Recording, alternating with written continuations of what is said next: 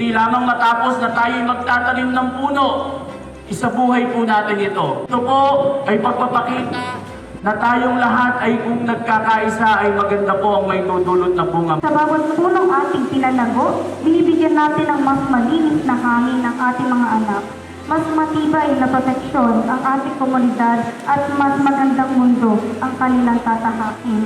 Ang isang tree, ang tawag dyan, ay the giving tree. Nagbibigay siya ng lilim na kailanman ay hindi niya mararanasan.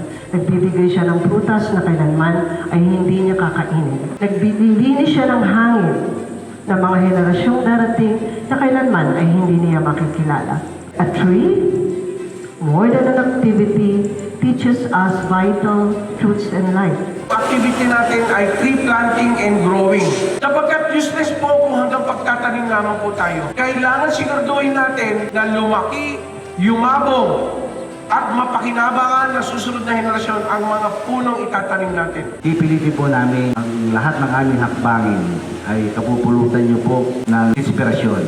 Kung magiging matagumpay po itong proyekto po na ito sa mga susunod po na taon, yung ating puno na itatanim mamaya ay magiging silungan at laruan po ng mga residente ng aming barangay. Ipakita po natin na ang bawat isa sa atin ay may magagawa at may ginagawa para iresolba at solusyonan ang ating problema sa ating kalikasan.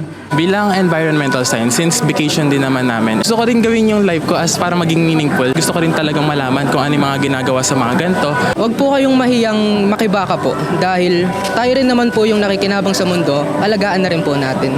Mas pahalagaan po yung pagtatanim kasi po para sa amin din po naman ito na mas makakapabuti pa po sa amin to na magtanim po kaysa po maglaro-laro lang po sa labas.